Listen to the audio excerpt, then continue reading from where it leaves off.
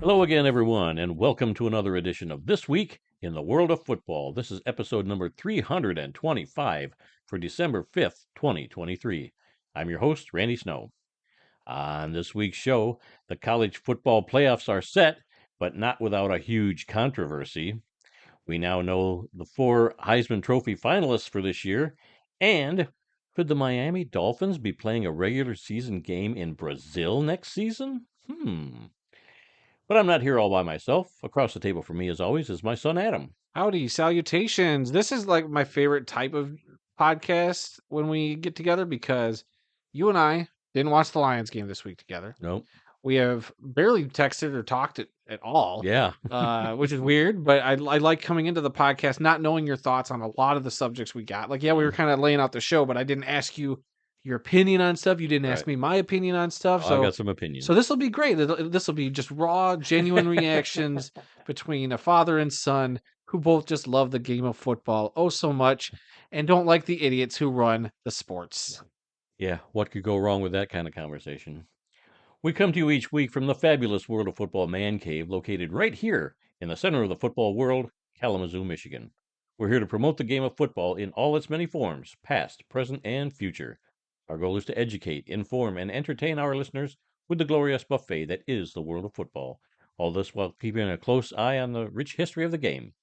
Thanks for checking out our podcast. We'd love to get your feedback on one of our many platforms: Apple Podcasts, SoundCloud, TuneIn, Spotify, iHeartRadio, and Amazon Music. So you can simply ask your Alexa device to play the World of Football podcast. We also have timestamps down in the description of both the podcast and the YouTube video, so you can go right to the topics you really want to listen to.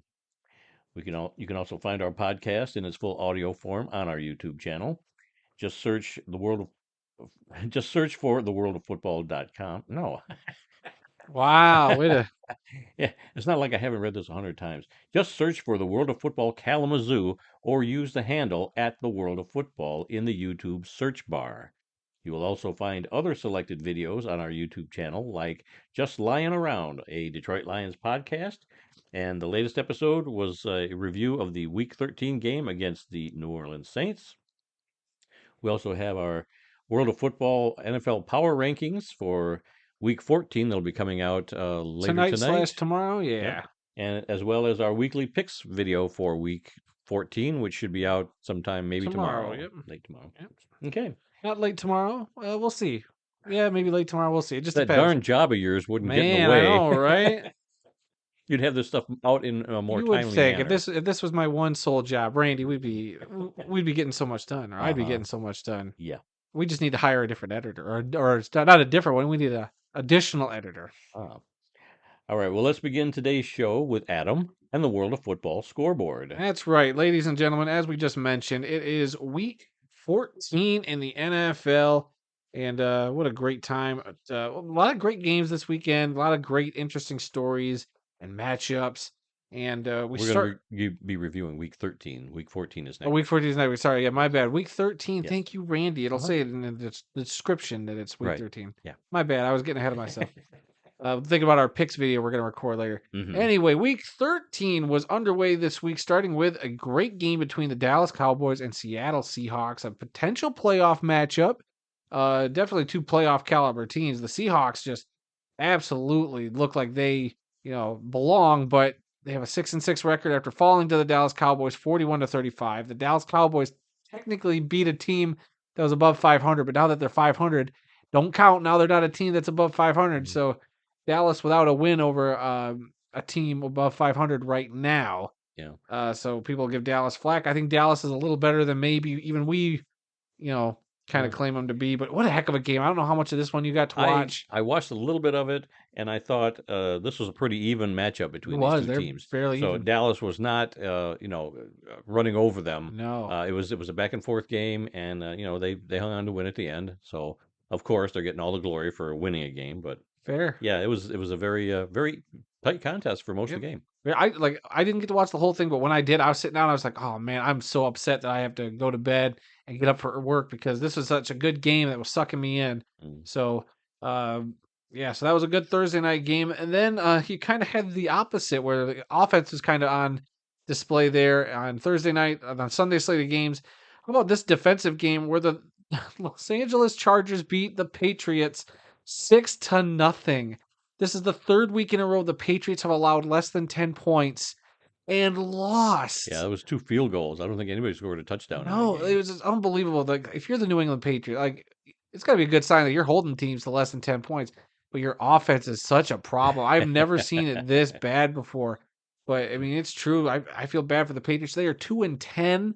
It's the first time Belichick has lost 10 games since his first season with New England back in 2000. So it's been 23 years since he's tasted a double digit, losses. Yeah, Just well, the Patriots have been on top of the world for many years when Brady was there, and it's kind of nice that they see what the rest of us have seen for many years, not having a very good season. So, yeah. yeah, this is what it's like on the other side of the fence, Patriots fans. Oh, yeah, that one's a rough one. Man, if you thought those were quarterback troubles up there in New England, how about the quarterback troubles in New York as the Atlanta Falcons defeated the Jets 13-8? We got a story we'll talk about later about Tim Boyle, but Hmm. not looking good there. And then there's another story that's come out about Zach Wilson's reluctance to go back into the starting role after all this drama, but Hmm. apparently that got debunked. So I don't know what to believe there in New York anymore. It's just a circus show with Aaron Yeah, Rodgers claiming he's going to be back, but then somebody's saying, no, he won't be coming back. It's all just kind of a morale thing.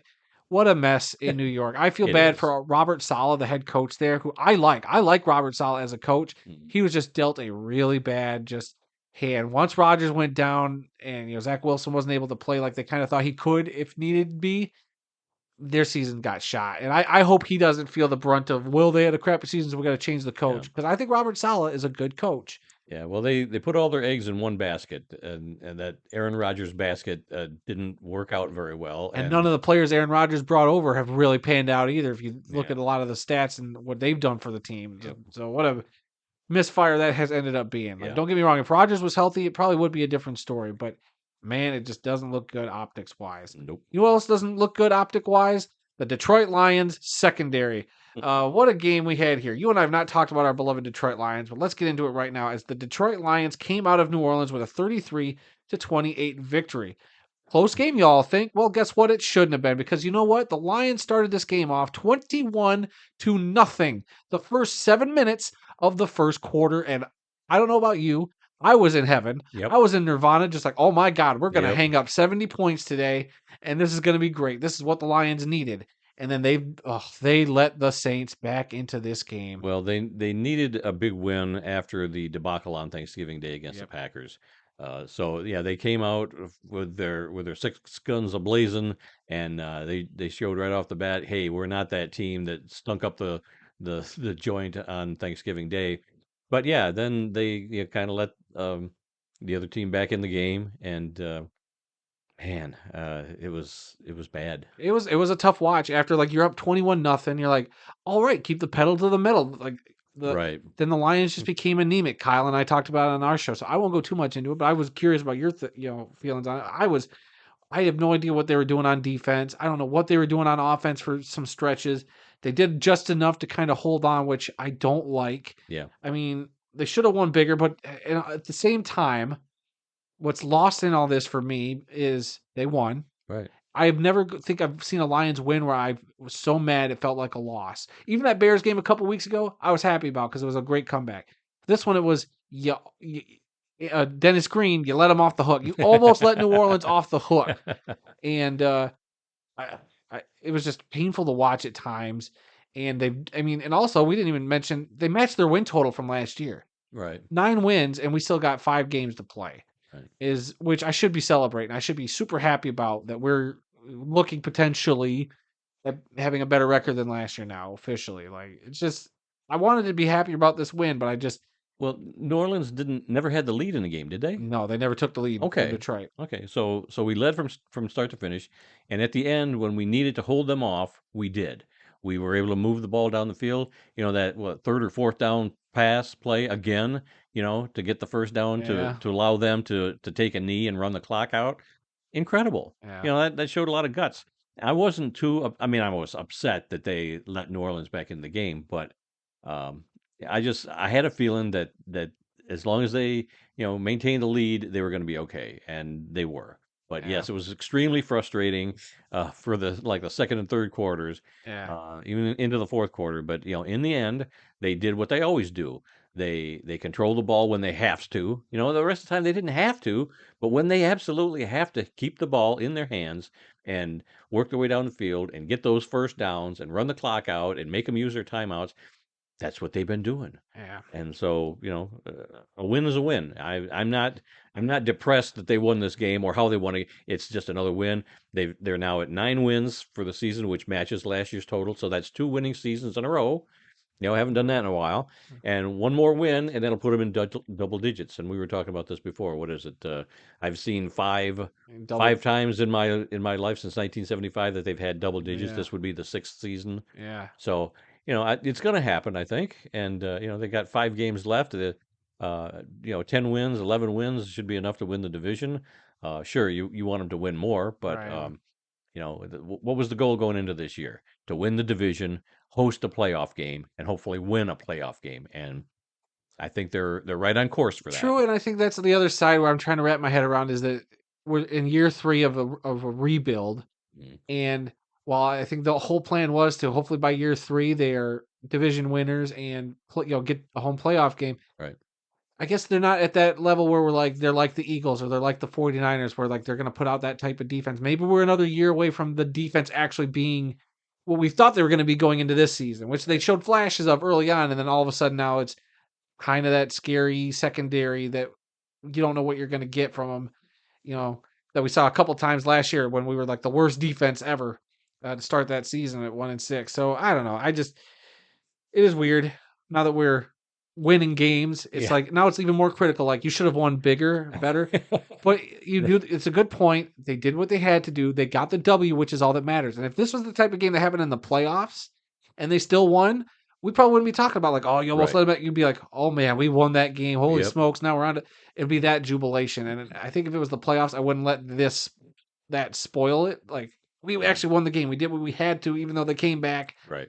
So yeah. All right. So let's move on. Don't know. Wait a minute. Oh, what do you want? Jamal Williams? Yep, former Lion was on the New Orleans. Yep. He was a total non-factor in that game. He had a couple runs. There's 1 or 2 plays I Right. thought he did okay, but yeah, I definitely didn't see him I as much. forgot that he was even on that team. Sometimes, I mean, he did have a really good pass block. His pass blocking's always been really good. So he definitely, lined up against. I don't know if Hutchinson had to go up against him or one of our other the linemen's defensive linemen. But you could kind of see, and no offense to Jamal, I still love Jamal. I was really hoping for Jamal to have a sorry to great see him season. go. I was sorry to see him go, but Brad Holmes, Dan Campbell clearly made the right decision. Yep. And I don't know if New Orleans was the best fit for Jamal after all, but I don't know. Hard to say. I still wish him luck though. So, anything else before we move on? No, I think that's about it. All right. The Arizona Cardinals got a big upset victory in Pittsburgh against the Steelers, 24-10. It didn't help that Kenny Pickett, I believe, went down with an injury. I think it's a season ender Yeah, I'm not there sure. in Pittsburgh. I haven't heard for sure. I thought it was season ender. Don't quote me on it. But so the Cardinals get a big win on the road there. Man, if only somebody on the weekly NFL picks predicted that game. I don't know if I was the only one or not.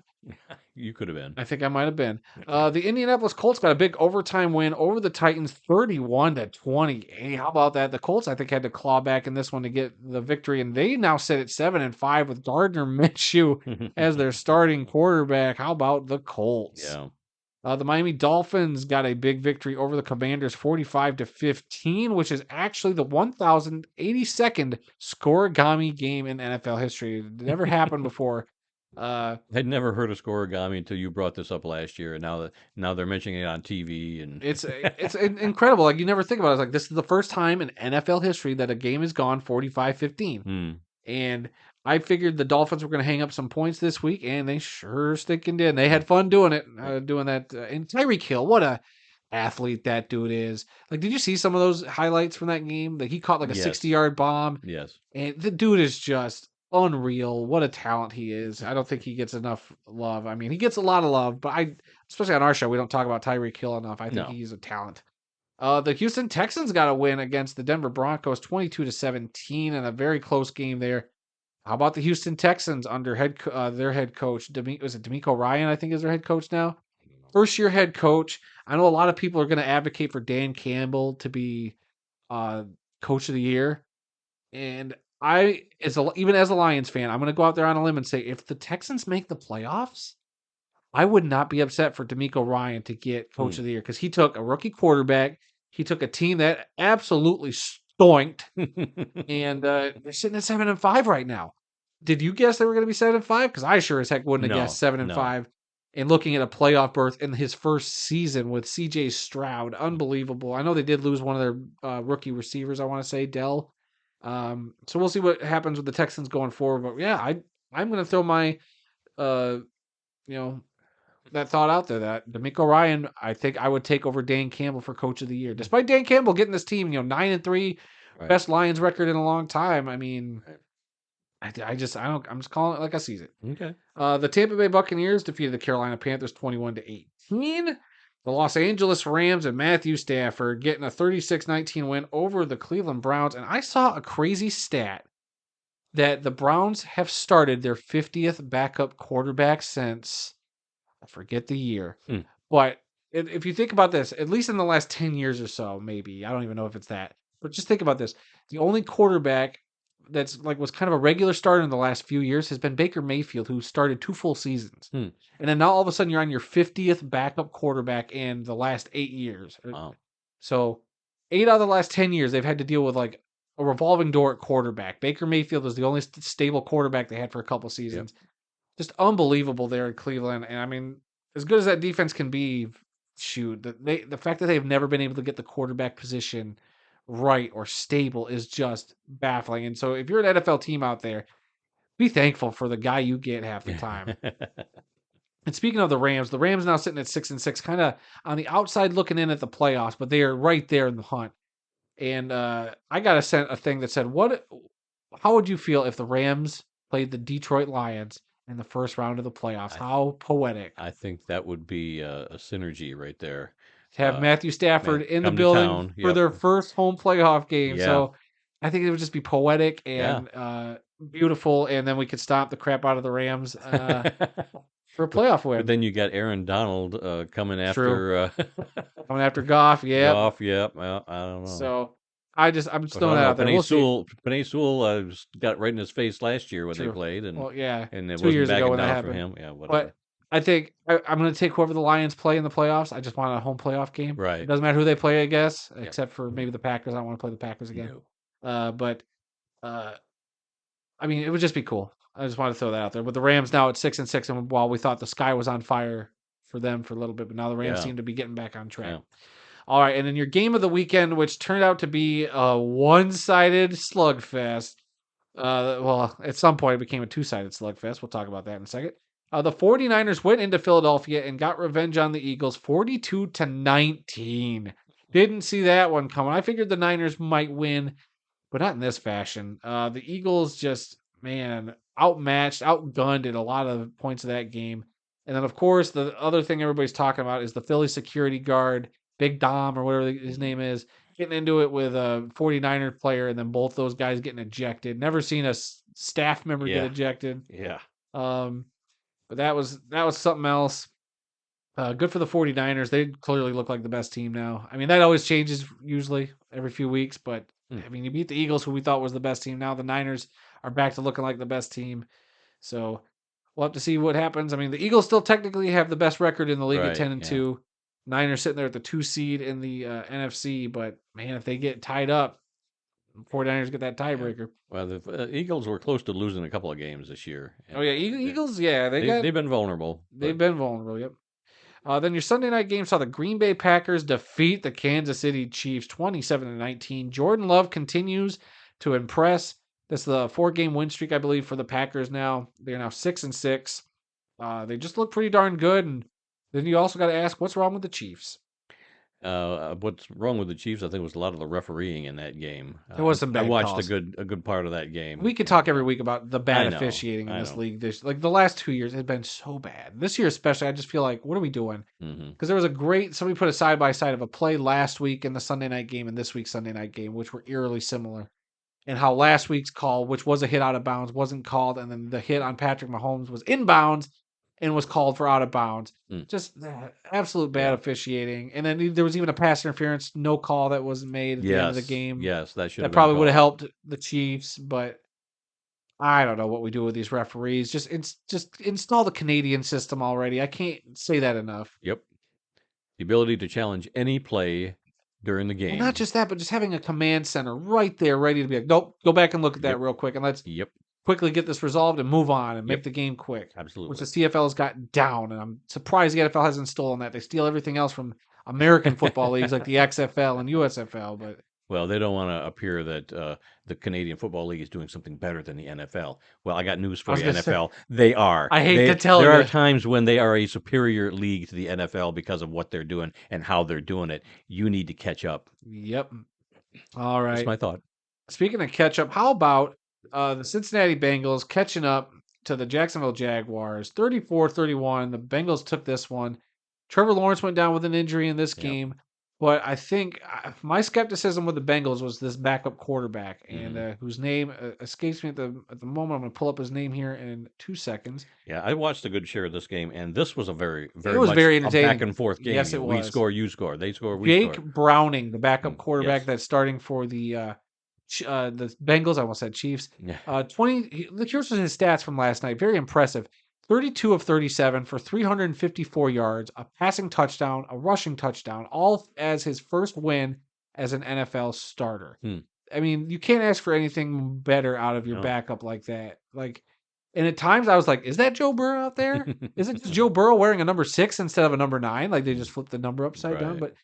But I thought Browning looked great. The Bengals, I mean, the question is going to be if he keeps playing like this, I mean, could he help get the Bengals into the playoffs? Or is it going to end up being like a Joshua Dobbs situation where he's hot for a couple weeks and then the league figures him out and he's back to being that's why he's a backup. So we'll see. But congratulations to the Bengals on getting that big win. And for the Jags, that kind of stings. You know, you're kind of on track to be the best team in the AFC, and then you lose your quarterback, you lose the game, and we'll see what happens to them going down the stretch. That is it for the NFL scores.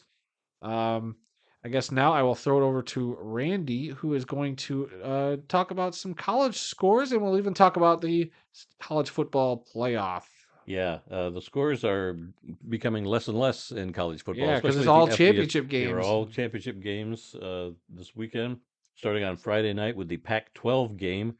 Number 3 Washington improved to 13-0 with a win over number 5 Oregon, 34-31. Did you watch that one? I did not. Well, So I watched some of each of these two okay, games. I Yeah. so I watched a lot of this game, and I did end up going to bed like shortly after halftime because the Ducks were down by 10, I think, going into the half, and then the Ducks came out, and the Ducks just looked like the better team. I was watching; they took the lead. I think they scored 2 touchdowns, so they went up 24-20. And I sat there, I was like, "Wow, Oregon just looks like they have it in the bag the rest of the way." And I woke up the next morning to see that Washington came out with a win. Yeah. But that's 2 games I've watched between Washington and Oregon this year that were just great games. Again, I wish I would have watched more of the championship game as the last quote unquote Pac-12 Right. championship game Yeah. also. Yeah. But shoot, what a couple of great, teams this year. It does stink that, Oregon uh at number 5 now has 2 losses to the same team and won't get to play in a Yeah. nice playoff tournament. Yeah. Let's see. Also on Friday night in the Conference USA championship game, it was number 20 Liberty improving to 13-0 with a win over New Mexico State, 49-35. I've watched a little of this Oh, see, game I missed too. this one. Yeah, Liberty was just in total command from what I saw. Then moving on to Saturday, the Big 12 championship game, number 7 Texas over number 18 Oklahoma State, 49-21. In the MAC championship game, which was played at Ford Field, it was Miami of Ohio over Toledo, 23-14. In the Mountain West Conference, it was Boise State over UNLV, 44-20. In the SEC championship game, number 8 Alabama upset number 1 Georgia, 27-24. The first loss, of course, of the season for Georgia. I did not see that one coming. I had a feeling. I was like, Alabama's at least going to play them tough. Yeah. Whether or not they win the game was a whole other thing. But I figured this would be a very good game, and it looks like it lived up to the hype. And then Alabama getting that win.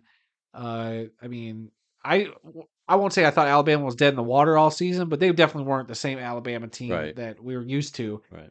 But we'll talk about them again in a second. But I mean, congratulations! I mean, you beat the best team in the country that was on a what Yes, did they say? A 29 game winning I streak, think so. I don't something remember crazy like exactly. that. So Yeah, Georgia's first loss in like 2 seasons. yeah, yep.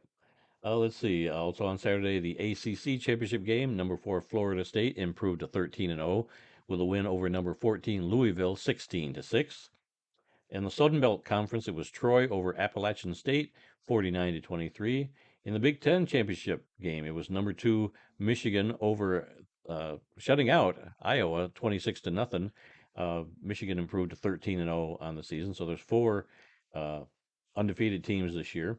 And that was the 3rd straight Big Ten championship for Michigan. Yep, their third title, and Iowa was ranked number 16 going into this game. You didn't say that part, but Oh, I'm sorry. I mean, but that I want to give credit to Iowa. That Iowa defense Yeah. was legit. Like Yep. I don't know if you watched this game or not. I watched the whole thing. Yeah. I watched this whole thing. It was great game. Even though the score doesn't show it, I thought this was a closer game than the score entailed. Michigan just was able to capitalize on a couple of fluky turnovers. There's that one especially where I did think it was a turnover, but the fact that on the field that they kind of blew it dead, and luckily a Michigan guy recovered it, and they just kind of went from there. It was a really weird couple of ref calls in that one as well. Yeah. But that punt return. that punt return was great. And Did you see the player? yes, Oh, yeah, I didn't realize it at yep. the time. I didn't either, but then I but saw the highlight. Yeah. Since then, they showed and they had an arrow on the guy where he barely missed getting the punter, and then or the punt returner Yep. when he first caught the ball, and he chased him down, and he never gave up, and he kept him from getting into the end zone. Yeah. Yeah, that kid from Iowa, he booked it. Yep. And I He didn't had to realize go through a lot of traffic. like to watching get it live, to I didn't think about it, wasn't looking yeah, at it. no, I never. But then you never watch it with the noticed red line, you're like, dude, that guy just was on a mission. Yep. That is like the definition of hustle. Never quit. It never quit, and that's why you never quit on a play. And he saved a touchdown on that Yep. play. I mean, Of course, they scored a couple plays. Michigan would eventually punch it in, but but I mean, still, the effort he gave was yeah, phenomenal. Unbelievable effort. And finally, at the FBS level, the AAC championship game, SMU over number 22 Tulane, 26-14. And then the next day, the controversy. Oh my goodness! So first things first. So when we went into the rankings, I don't know if you watched the show. I was I did watching not the watch it, show no. as it was airing, and No. their presentation's always decent, but oh my god, did they drag it out so long and unnecessarily? As they went they announced the number 2 team, then they announced the number 3 team, then they announced the number 6 team, and you're like, oh my god, here we go! Like, stop doing this to me. Do you think that they got it right? No, Okay. absolutely not. Okay. All right. You didn't think that. So let's quick go over the top 6, I guess. So number 1 ended up being Michigan. Right. Number 2 was going to be Washington. Yep. Number 3 ends up being Texas. Mm-hmm. And number 4, Alabama came in. At number 5, the undefeated Florida State team. And at number 6, the defending champion Georgia Bulldogs. Right. So where did they get it wrong? Well, let's see. You had 3 undefeated teams from Power 5 conferences. Those should have been, like a lock to get into the playoffs. This just goes to show what I've been saying for years, that this is an invitational tournament where this committee has the authority and the power to pick whoever the hell they want, and it doesn't matter what your record. They're looking to get the best matchups in those 2 games that will get the most TV ratings, which means the most money in their pockets. Yep. So what they did was they shunned a 13-0 Florida State team because otherwise they would not have an SEC team in the playoffs. And therefore, they had to have an SEC team. And you remember last year how Nick Saban was whining on national TV during halftime of one of the games that we should be in the playoffs. I think they lost 2 games last year, but he was still campaigning that they needed to be in the playoffs. They deserved to be in the playoffs. Well, he got his wish this year. I don't know who he got to or who he convinced, but yeah, Alabama is a sexier pick than Florida State. Wasn't Michigan and Alabama for a few years ago in the playoffs, or was it Michigan and Georgia? Michigan State played Alabama in the playoffs. I was thinking it was Michigan, but I think Michigan might have played Georgia. Michigan did play Georgia. Okay, and then I lost that. I was thinking it was Alabama. But look, I get that they keep saying it's about the 4 best teams. These are not the 4 best teams. Well, Yeah, according to their criteria. So my thing is, uh, they are knocking Florida State for their starting quarterback going Right. down. And correct me if I'm wrong. Didn't Ohio State go into the playoffs at some point with a backup quarterback? I seem to remember them having like they were on their third string quarterback going into the playoffs or I don't something. I want recall. to say it was the JT Barriers. I could be wrong. Somebody go out there and correct me.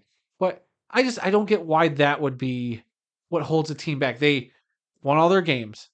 They were ranked at the top for most of the season, and then all of a sudden you're just going to keep them out just because Alabama did beat Georgia, which hey, that's a good win, Right. but I think Georgia or Florida State did everything they were supposed to do. Yes. You win all the games in front of you. Yes. So I don't understand that part. Oh, their quarterback's hurt, so we're going to go with the team That was just their excuse so that they was could theirs. slide Alabama in, And which somebody, they wanted all along. if Deion Sanders was the coach of that team, would they be in? I saw somebody post that. I think maybe it was Stephen A. Smith proposed that. Tell me right now, if Florida State had Stephen A. Smith or not Stephen A. Smith, but they probably would have Stephen A. Smith too. If they had Deion Sanders as their head coach and that quarterback still got hurt, would they get in? Probably. Yep.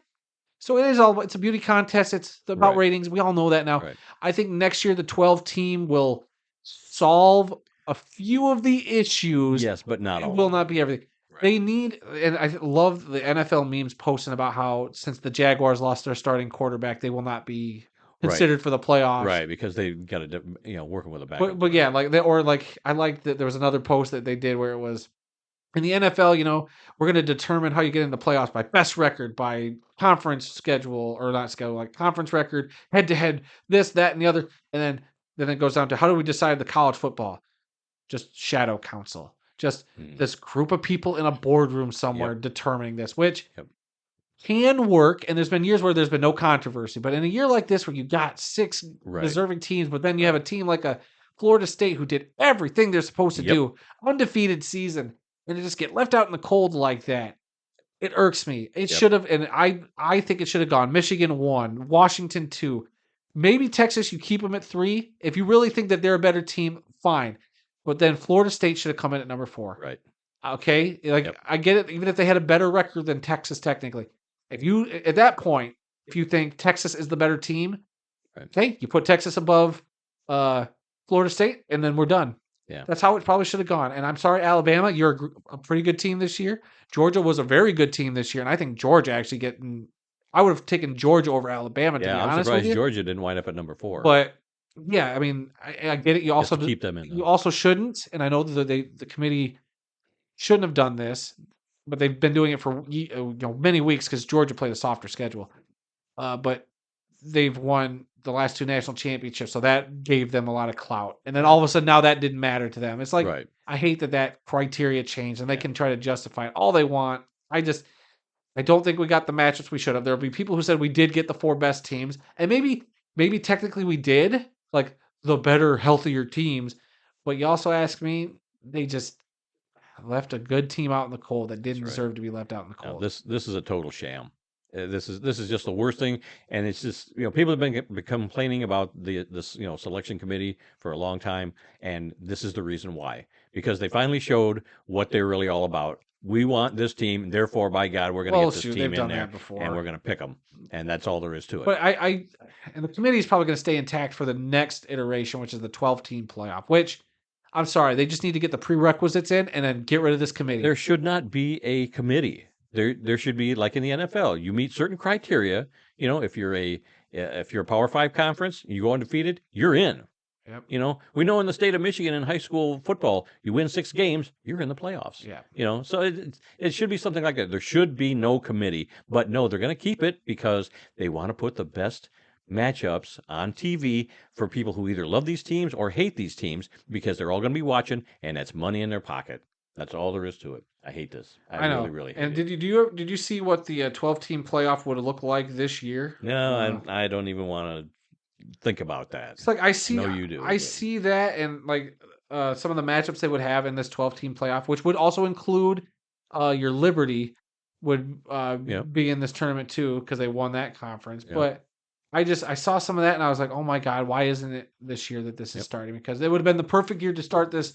Because then you still have your Georgia in there, you still have Alabama and Texas and Florida State, Yeah. I think Ohio State and Penn State would get in there. So I think adding Ohio State in there would actually be interesting. Yep. But Certain conferences, like your Power Five conference, whoever wins those conferences automatically get a bid into yeah, the playoffs. which they will Yeah. next year. But I want to eliminate this committee completely. Yeah. There's Get no some of need that. for them. Like I would almost say, bring back the robot, the bowl system, and Oh, like mix that up with. We already know the criteria for Big Ten champion, these teams in from the right. SEC or whatever. But then having that bowl system to calculate like how you determine maybe seeding, I don't know, but Nah, you don't need a robot. You don't need well, AI. we don't need a shadow You just need government. a well-defined set of criteria that says if you do this, this, and this, you are in. That's all they need. Get rid of this committee altogether. And the Florida State athletic director really blasted the Oh yeah, committee. I mean, understandable. And I don't have the whole statement in front of me, but go look that up they're and just looking see at what he legal action, said. aren't they? They might be. I know the governor of Florida is very upset, and he wants to see, text messages between them to show that they were colluding against, Florida State. I don't know, but yeah, it's just awful. I feel so bad for Florida State. I'm not a Florida State fan, Right. but they deserved, 13-0 Power Five conference. They should be there regardless of whatever. Just because they think that was such a bad excuse that their quarterback isn't the same. He's already won a couple of games for you, Well, yeah, there's this third and string got guy. and Yeah, got you to a perfect record. So all you've done is you've taken a chance away from a kid, whether it's this kid and or a another whole kid, team. right, to possibly go out there and have the game of his life and beat, a Michigan or, a Washington, whoever they were matched up against. He could have made a name for himself by doing that. And now you're not even giving him the opportunity to Yeah, do that. This is just awful. yeah, but instead you're gonna pick an old favorite, and we're gonna Yep. pick Oh, yeah. Alabama. You know what? Michigan, Notre Dame, Alabama, Georgia, Ohio State, those teams are like a shoe-in. And that's all they want every year in and year out. Yeah, they'll take a Washington once in a while. Yeah, they'll take a Texas Or here an and there. Oklahoma. Right. But for those teams, the big name teams, the ones that draw all the ratings, that's all they care about. Yeah. And everybody else, it's going to be, pulling teeth to get them in the You got to playoffs. absolutely show that you were better Yep. than that team. Yep. Yeah. You got to So, beat everybody 100-0, and yeah. it's ridiculous. All right, let's move on to some other Well, you want scores to? here. Yeah, you got to mention the matchups for the. Oh, yes. Two games on January 1st. The Rose Bowl is going to feature number 1 Michigan against number 4 Alabama. And also that's later that day, the Sugar Bowl is going to feature number 2 Washington against number 3 Texas. So those are your semifinal matchups. And then the winners of those two games will be going on to play for the national championship, I think, on the 18th of January. The 8th. 8th of January? Okay. Might be I've got it down in upcoming events. I just don't have it in front of me. What's it All say right. down here in upcoming events? Let me just scroll down here real quick. The FBS National Championship game in Houston, Monday, January 8th. January. Okay. I was thinking 18th. All right. So let's move on to some FCS scores. They are in their second round of the playoffs. And it wasn't a playoff game, but they had the SWAC championship game, Southwest Athletic Conference, between a couple of HBCU schools. Florida A&M defeated Prairie View 35-14. And then in the playoffs, it was South Dakota State shutting out Mercer 41-0, and it was North Dakota State over Montana State 35-34 in overtime. Moving on to Division Two, they're in their quarterfinals this past weekend. Harding over Grand Valley State 7-6, and Kutztown over Slippery Rock 28-16. In Division Three, they were also in their quarterfinals. Portland over Alma College, that's where I used to go to band camp at, 58-41, and Randolph-Macon, love that name, over John Hopkins 39-36. Why is it just because it sounds like Randolph Bacon? Yeah, something like that, yeah. Yeah. Let's see. NAIA playoffs, they're also in their quarterfinals. Georgetown of Kentucky over Indiana Wesleyan 31-21, and the College of Idaho over Grandview 31-17. Last week there were no scores from the junior college system, but there were this week a couple of bowl games and some championship games. There was the Game 1 bowl, Iowa Central over my beloved Snow College 44-9. The Champs Heart of Texas Bowl featured Copia Lincoln over Navarro 28-20, and the Excel Energy Wool Bowl featured Dodge City over the New Mexico Military Academy 37-16. They also have two divisions down there. I don't know why it's Division One and Division Three and not one and two, but Yeah. in the Division Three championship, it was DuPage of Illinois over Rochester of Minnesota, 33-29. And the Division One championship game will be played next Wednesday on the Mm. 13th. So we'll have that score next week, and that could be it for junior college football this season. But for this week, that's it for the World of Football scoreboard. All right, let's move on to some NFL news. This came out of nowhere, and you just brought this to my attention just before we started recording. Yeah. The NFL is reportedly looking into playing a regular season game in Sao Paulo, Brazil next season, featuring the Miami Dolphins. And they're already talking a week one game in Brazil because of the weather down there. It's like it's getting close to their winter that time of year in south of the equator. So they're looking to do that in week one. You had a story that you found on the internet and a Yeah. video of some reporter from what? ESPN Deportes. Okay. I'm pulling it up right now.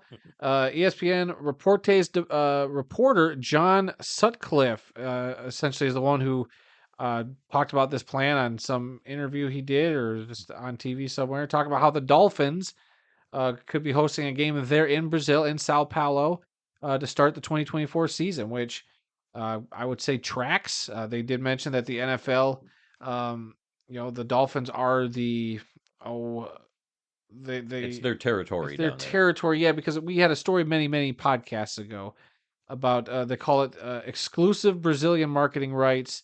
That's what the Dolphins have. Yep. So it would make sense for the Dolphins to be in that game, and just logistically, the TV trucks and everything, it would just be better to do it in the first week of the season. So it'll Hmm. be something to keep an eye out for. This is something that came out of left field today, but Yeah, I I mean don't it think tracks. they've never played a game in Brazil. I mean, No, they and played we in know the NFL has Japan and wanted to expand to some different places. right. So I think this tracks. I think this would be an interesting way to start week one. And you Yeah, got your shoot. I think they've been liking these 9:30 games. I don't know if yeah. this would play at a regular time. Yeah, that might be like a West Coast time zone But kind of thing down there. shoot, to start off the season, I believe didn't they one year start a game in Mexico City, like way back when? I want to say it was like the Cardinals and Niners way back in the day. Did they do that in week one? I can't remember. I don't think it was week one. I could be wrong, but Mid-season or But so. I think starting off, like, what a way to kick off your season. It's like, oh, here's the Thursday night game between the Super Bowl champ and some team. Yeah. Here's your Sunday night game. Here's your Monday night game. And then also in that lineup at some point is a game from Brazil. What a way to just kick off the season with just like big Yep. marquee events like that. And, Yep. and I think that's a way to go. And, the fact that the Dolphins have the territorial rights or whatever, because we've gone through that list of, Yeah, we were talking about this a year or two ago. yeah, There was a big thing about territorial rights, it was mainly over in Europe. NFL teams were like, well, the Browns have this country over in Europe, and another team will have this country, and they've got their exclusive marketing rights for these individual countries. And I don't remember anybody talking about Brazil. Mainly it was over in Europe, but it just this feeds right into that story that we had a few years ago. That okay, this is our territory. This is we have the marketing rights here. Let's go play a game there. So that's probably what they're going to be doing in the future. And whoever has the marketing rights will be the home team for that particular game, I guess. So very interesting. Like I said, this just came out a little while ago, and you brought it to my attention, but I had not heard this at all, and I think it's interesting. We'll have to keep an eye on this story. yeah, I think that's cool, and to have the first ever game down in Yep. Brazil, I'd be curious to see. They said what soccer stadium they'd probably be playing in. So it'd be very fascinating. So I'm pulling up this article is from December 15th of 2021. So about 2 years ago. Okay. This NFL awards international marketing rights to 18 teams in 8 countries. So Okay. not even the whole league has got international stuff. But as we go down the list here, like the Rams have Australia, the Dolphins, there it is, Brazil. Canada's got the Vikings and Seahawks. China's got the Los Angeles Rams. Hmm. So the Rams got Australia and China for Hmm. some reason. Germany's got the Panthers, Chiefs, Patriots, Bucks. That's probably why we saw the Chiefs play in Yeah. Germany this past season. Yep. Mexico's got the Cardinals, Cowboys, Broncos, Texans, Chiefs, Raiders, Rams, Steelers, and 49ers. Spain's got the Bear and Dolphins. And then the United Kingdom's got the Bears, Jags, Dolphins, Vikings, Jets, and 49ers. So, yeah. So I can't believe that 2 years ago that thing came out. No Lions on that list. I Nope. don't So that's see. what 16 team or 14 teams Yeah, weren't on that list. I don't know if about that's half the changed league. since that year. There could have been more. Yeah, Could they be could. more now. It could have changed, but Yep. just yeah, it's very fascinating now. Hmm. Like knowing that information and then looking at when they set up their international Yep. games, it's gonna make it a lot easier to be like, oh, okay, so they'll probably get one of these teams to play in it. Yeah. In another NFL story, the Jets have cut quarterback Tim Boyle after making his first start with the team this past weekend. What a crazy story! Like the guy just got signed to the team a couple weeks ago, Yep. started this past weekend, and then they cut him today. Like to hear that they cut their starting quarterback Tim Boyle, it's just what an absolutely crazy thing. And like we talked about earlier, with that organization, just I feel bad for them. Former Detroit Lion. Yeah, and I like the head coach. I just feel like they got a raw deal there in Yeah, New York. they're a mess. I don't see him doing much this year. I don't think Rodgers is actually going to come I back. don't think so. Like we said earlier, smokescreen, No chance of morale him. No booster. chance of him. Getting into the playoffs because the team just stinks all around him. So yeah, if he does come back, I think it's a bad move. Yeah. He's probably going to get hurt, and that'll be the end of his career. All right, let's see. CFL news. I just saw this the other day. If things don't work out for an expansion team in Halifax, Nova Scotia, and they've been talking about this for years. Man, I know. Give me the Schooners already. I mean, they already announced that they're going to be the Atlantic Schooners in Halifax. Uh, they had already been awarded a franchise, but I think the city balked at putting up some money to build a stadium. And a CFL stadium holds about 30,000 people. It's not, we're not talking $2 billion SoFi All Stadium. right, we're just talking about a soccer It's stadium. basically a soccer stadium up there. 30,000 is good. I mean, there are some stadiums that are bigger, but the teams have been around for 100 years or whatever. But this is a brand new team, and I think a 30,000 seat stadium would be fine. But they didn't even want to do that. They didn't want to put up the money for it. So the whole thing's been on hold. The commissioner has come out last week and he said they're going to give Halifax one last try to get a stadium and get the things going.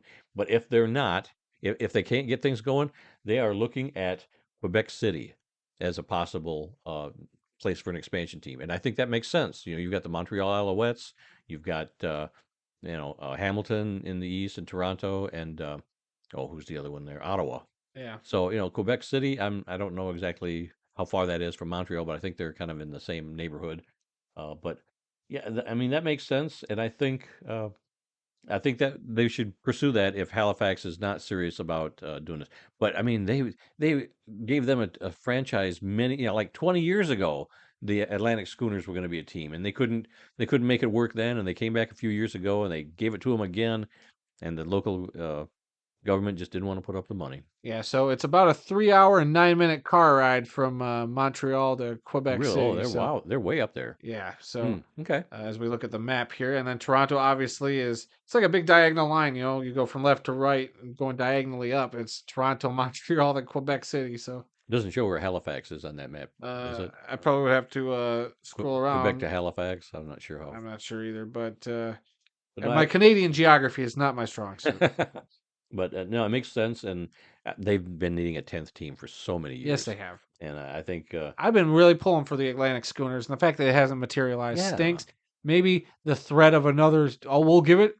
It's like when you're a kid and you're like, you want to eat this? No, I don't want it. All right, well, I'm gonna give it to your brother. No, no, I want it. I want it. Like, the moment you start offering it to yeah, somebody else is when yeah, you're, well, shoot, maybe we should take it. It's a CFL team. Like, come yeah, on. yeah, So we'll see. And if they really don't want a team, then fine. yeah, Then we'll move on. yeah. It is kind of a small city. I think Quebec City is much larger than Halifax. I don't know why they never considered them before, but uh, you know, they've got the CFL champs and the college champs up there in around Montreal. So um, they're football crazy up there. I Yeah. think I think that would be a good spot for them. All right, in some college news, James Madison head coach Kurt Signetti has resigned after leading the team to a 12-1 or 11-1 record, and he's taking a job as the head coach at Indiana University. Mm, He led the Dukes to an 11-1 record in his first year at the FBS level, as well as a bowl appearance. James Madison will play in the Armed Forces Bowl on December 23rd versus my Air Force. So I'm definitely going to be watching that game. So I didn't see who the interim coach was going to be, but yeah, I knew that Indiana had fired their coach also. So yeah, he's taking a job with the Big Ten, and obviously he's shown he can coach at the big, at not the Big Ten, but at the FBS level. So good luck to him. Good luck to him at Indiana. The Bahamas Bowl, and see, this story came out in October, and I never saw it until the list of bowl games came out, and then I had to do a little research, and I found this article from back in October, mid-October, I think. The Bahamas Bowl has temporarily been renamed the famous Toastery Bowl and will be played in Charlotte, North Carolina this year due to renovations at the stadium in the Bahamas. It'll feature Western Kentucky and Old Dominion on December 18th. And I had to look up what this famous toastery is. It's a restaurant where they serve breakfast all day and lunch all day. And they're really prevalent all over like North and South Carolina. A lot of them in Does that it make you area. want to go try it? I'll try anything. Then the marketing worked, ladies and gentlemen. We're talking about it. Yeah. Well, Never thought that's you'd hear true. famous toastery on a World of Football Yeah, podcast before. Yeah, we'll have to go out and check that out sometime. But yeah, so it's for 1 year, I guess it's going to be the famous Toastery Bowl. I've never even heard of this restaurant. I think there's like 44 locations from what I saw Well, now you got to go. on their website. Maybe what we need to do, maybe a new tradition we need to form, because there's so many bowl games with sponsors. Maybe we just need to get the wheel, get one of those wheels and spin it with all the different sponsors on it. And we just pick one and be like, whatever restaurant or product that year, we're going to indulge in Pop-Tarts, because they got that Pop-Tarts bowl. Or we're gonna go find a famous toastery and go check it out. Well, I've got Pop-Tarts in the cupboard right now for the So that would be an Pop-Tarts easy bowl, and there's the Tony the Tiger bowl. I got some Frosted Flakes in There you the go. cabinet right now. Maybe we just got to go down the checklist of all the I don't have any sponsors. Duke's mayo, but I do have some mayo in the fridge. Yeah, we'll have to see about that. But yeah, It's the just a whole famous video of us Toastery doing Bowl. the products from the Products bowl. of the bowl games. There you go. Oh, the famous Idaho potatoes. Oh, there you go. We might have some. We'll in boil the, them, mash them, freezer. stick them in a stew. There you There we go. go. Oh, God, you're making me hungry already. What was that the other day? You were saying something about a cheesesteak. And I've been craving a cheesesteak ever since. Oh, yeah, what was that for? I don't remember. Was it because you wanted a Philly cheesesteak? It was something about going to Philadelphia. Yeah, it was something on our Pix video. You mentioned the cheesesteak. You said now you're gonna want one. I'm like, oh God, I do want a cheesesteak now. I say a lot of stuff. I don't remember half of it. Yeah, you do. You talk a lot. All right. The Heisman finalists have been announced. 4 players: quarterback Jaden Daniels from LSU, quarterback Bo Nix from Oregon, quarterback Michael Penix from Washington, and wide receiver Marvin Jones Jr. from Ohio Marvin State. Harrison. Oh, I'm sorry, Marvin Harrison Jr. from Ohio State. Who do you think is going to win this one? Boy, I think Jaden Daniels, the LSU quarterback, is the front runner. Hmm. But of all the players, I've seen Marvin Harrison play probably the most out of Ohio State. I saw Penix play a little bit. And I saw Bo Nix play a little bit. And all three of those guys are great and talented. I thought Marvin Jones. Dang, you got me even doing it. But Marvin Harrison Jr. out of Ohio State, there was one play specifically during the Michigan-Ohio State game that made me. I already knew he was a good receiver, and I've watched a few of his games and his highlights. I'm like, yeah, that dude's probably the best receiver that's going to come out in the draft. But there's one play where he just had the awareness to do a pivot move after he caught a short comeback throw. Pivoted, the defender missed tackling him, and he had nothing but green field in front of him. He just pivoted at just the exact right time to turn it upfield. So I think he's super talented. I want it to not be a quarterback. I'm tired of the Heisman being a quarterback award. That's not to say that I don't think Jaden Daniels or Bo Nix or Penix doesn't deserve it. Quarterbacks always get the first. They always get it. For once, I would just love a year where we don't pick a quarterback. Let's get a wide receiver, a defensive back, or a lineman, or even a center. Come on, I know that's why we have the other awards, but it does get old. That the best player in college is a quarterback, and I'm sorry. They do a lot of work for football teams, but you're telling me that some of these defensive guys aren't worth it, or for a minute, Shadur Sanders was kind of Yep. talked about. Yep. But I mean, I don't know. Of those four, give me Harrison. That's who I would like to win, just because it's a wide receiver and it's different. Mhm. And but it'll probably be Jaden Daniels out of LSU. Mm. I don't know. Bo Nix is a name that I've heard most of the season. The other quarterbacks, I couldn't even told you who the quarterback of those teams were. But Penix is the only one that's led his team to a undefeated season and a playoff spot. But yeah, we'll see. I like you. I would say let's not get a quarterback this time, but it's hard to say. But as I was putting this list together, I'm going down and going, okay, there's a quarterback. There's another quarterback. There's another quarterback. I knew there was only one more, and Yeah. I thought, God, I hope it's not a quarterback. And then it was wide receiver. So Yeah. yeah, and that will be the same day as the um, Army Navy game. Okay. It'll be that night. So So it's this coming Saturday night. Saturday. All right. Yep. Dang. Yep. Yeah, the Heisman always sneaks up on me. Like it just Yeah. kind of comes out of left field. Yep. All right. There's a little bit of indoor and arena football news, mainly arena football news. The Chicago Rush put out a statement regarding their decision to wait for the 2025 season. Evidently, more info is coming soon, but they did put out a statement, and you were reading it earlier, saying that it Yeah. was their decision to wait for another year because they wanted to do things right or whatever. Yeah, they in a tweet, and I think they put this on their Instagram, and supposedly they have a YouTube channel that they got up. Mm, So go look out for that. But they essentially like just said, stay tuned for the why we chose the 2025 season. A press conference and a link will be coming soon. mm, But they attached a big long letter to the fans that essentially says that, like what we just said, they want to take their time, do it right. They want to build a winning organization, so they don't want to rush it. right. Pun not intended.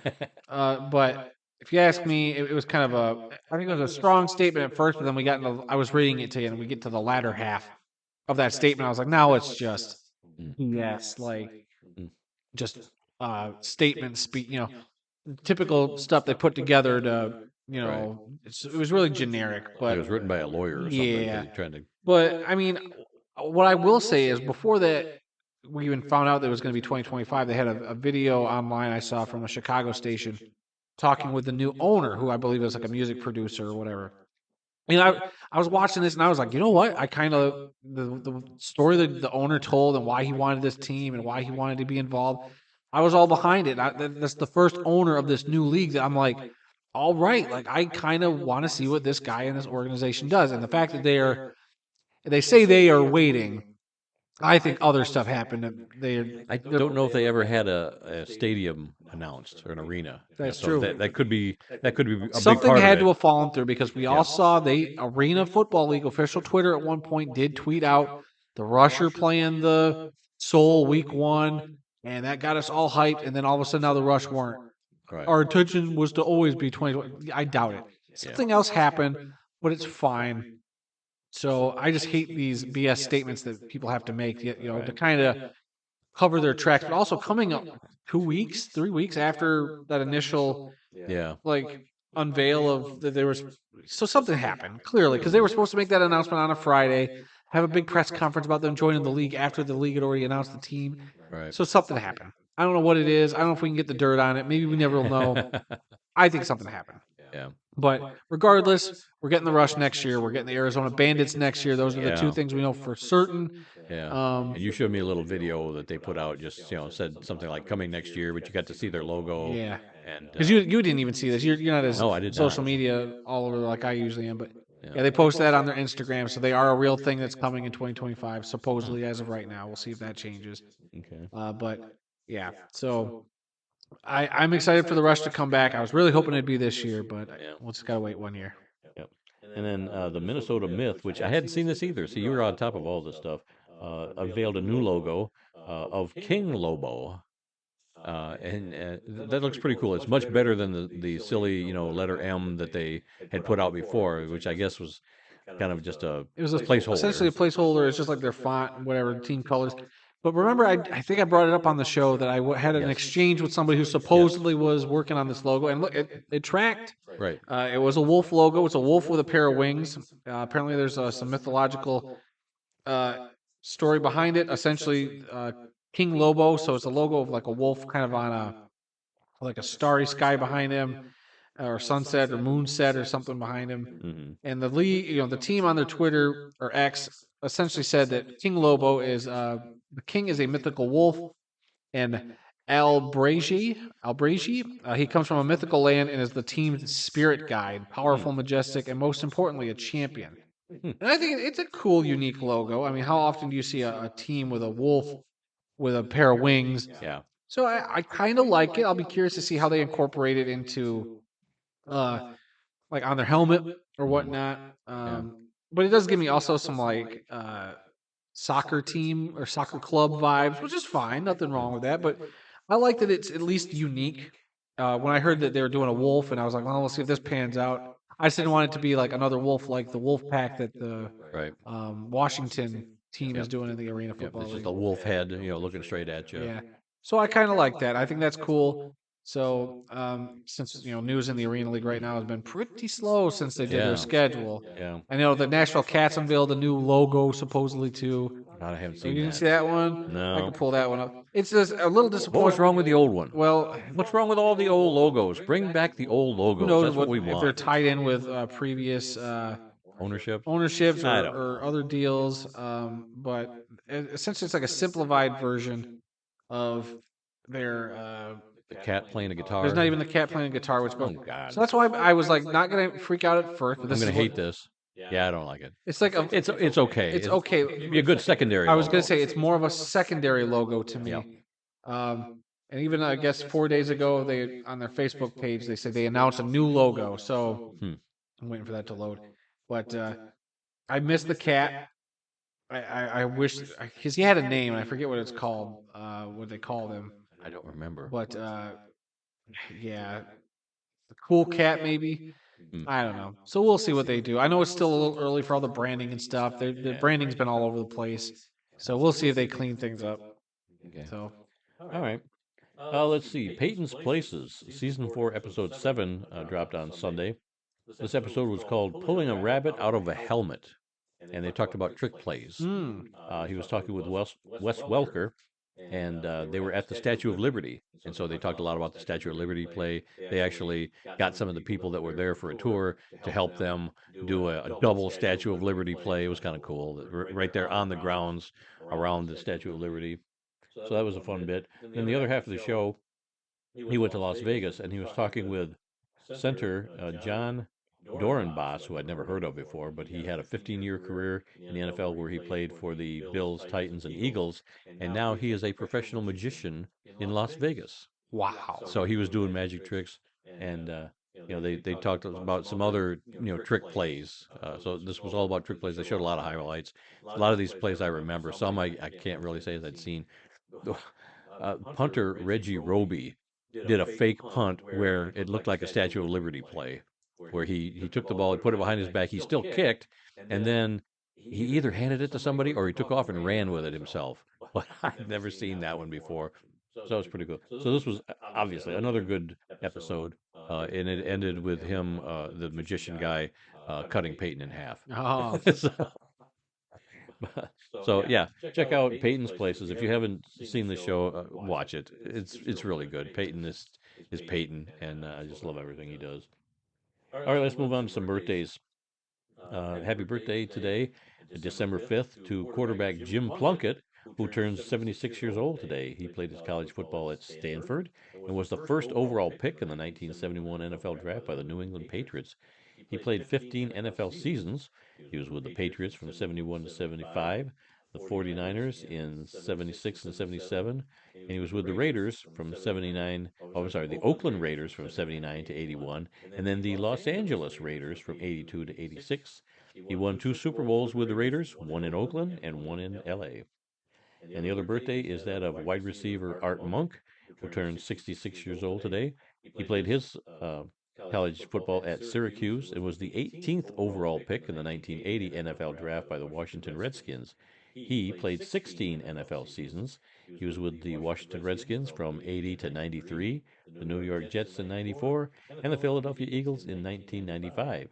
He was a 3-time Super Bowl champion with the Redskins and he was inducted into the Pro Football Hall of Fame in 2008. And then for an anniversary today, on this date in 1974, the World Football League's World Bowl Championship game was played. The Birmingham Americans defeated the Florida Blazers 22-21 in the only championship game the World Football League ever had. Yep. They folded midway through the second season. And if you get a chance, Randy did a history lesson about the World Football League. I can't wait for us to get back to some history lesson videos. I know we've kind of taken a break from them for a It's little been bit. really, we've got so many things going on during the NFL season, but as soon as the NFL season's over, we'll get back to some of our history lessons. I think those are great. And some of the other videos that we've done in the past. Yeah. So go check that out if you haven't already. I just wanted to plug a video you did. Okay, thank you. And let's see, we had one obituary, and I just found this one today. This is where we take a moment and honor those who've made the world of football a better place. Darrell Johnson, cornerback in the NFL and the World Football League, has passed away at the age of 77. Johnson played college football at Morgan State and was selected in the 8th round of the 1968 NFL Draft by the Boston Patriots.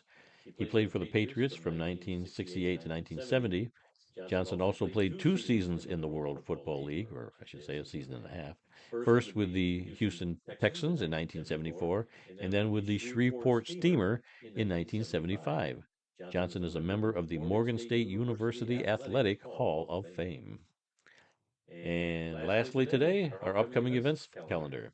Saturday, December 9th, the 124th Army-Navy game, the last regular season college game of the year.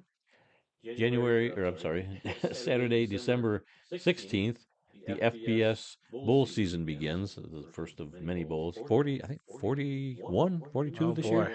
I saw the number right, it's 40 something. But yeah, bowl season begins Saturday the 16th. Excuse me, on Sunday, December 17th, the Koshen Bowl, the college football national championship game in Japan. And I'm sure our man in Japan, Craig James, will supply us with the score of the final game there. Maybe a little brief. Shoot, you might as well just send in an audio clip. Maybe you should just do a segment with him and talk about this game. Yeah, we'll see. Let's see. January 6th, that's a Saturday, the FCS championship game is going to be played in Frisco, Texas. Monday, January 8th, the FBS College Football National Championship game in Houston. Sunday, February 4th, the Pro Bowl games in Orlando. You can tell by my voice I'm not crazy about that one. But Sunday, February 11th, Super Bowl 58 in Las Vegas. And that's it for upcoming events calendar. And that's it for today's show, unless you have something else you want to bring up. As of right now, no breaking news. I know we're running a little over our, we've been a little over an hour. So I know that's where we usually try to keep our sweet spot is under an hour, just under an hour, but we're a little over. A lot of things to vent about today. You got hot real quick today. I'm upset with this whole college football playoff. The Final Four in college football. I just think it's just travesty. And it just shows what a sham this whole selection committee really is. That they'll do whatever they want, and nobody's going to question them. So yeah, because we need Condoleezza Rice to come in and decide who should be the best teams in college football. Have her come in and write the rules, so we don't need a committee anymore. All right, might as well invite Chef Boyardee and Big Bird from Sesame Street to help figure this out. The clown show they run. That's a weird combination you just came up with. I was just thinking of stuff at the top of my head. Sometimes it works, sometimes it doesn't. Yeah. Well, that's all the time we've got for this week. If you learned something during this podcast about the incredible amount of diversity that exists in the world of football, then we've done our job. Visit our website at theworldoffootball.com for news, links, upcoming events, original articles, videos, and more. Our email address is info@theworldoffootball.com. You can follow The World of Football on X, Instagram. The address there between Facebook, X, and Instagram is TWOF Kalamazoo.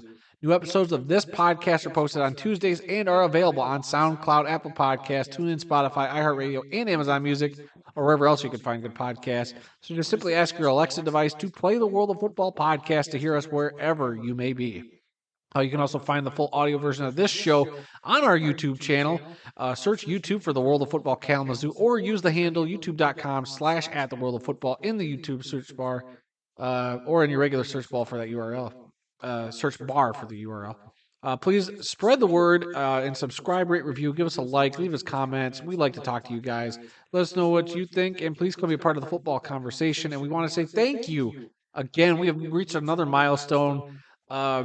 for watch hours in a 365-day period, which is a big milestone for us. It allows us to finally apply for monetization on YouTube. Yeah. It's going to be a new thing. I'm not saying we're going to be. Don't worry, the money's not going to get to our heads. The product ain't going to change. But that whole $2.50 oh we're man, gonna we get. buy each other a Rice Krispie treat at the gas station with that money. Big Mac. Could we go down to Indiana and get another Big We could Mac? probably split a Big Mac with the money we make. I meant a McRib. Oh, a McRib? I don't. I'm not splitting a McRib. I was gonna say, never mind. You can have the McRib then. And remember, folks, some people may love football more than we do, But nobody loves more McRibs than Randy does. Got that right. But nobody loves more football than the two of us sitting here in Kalamazoo who have to go all the way to Fort Wayne, Indiana to find a McRib these days. My gosh, come on, people. Wow, first world problems over on that side of the desk. Until next time, when we'll try and do a better job.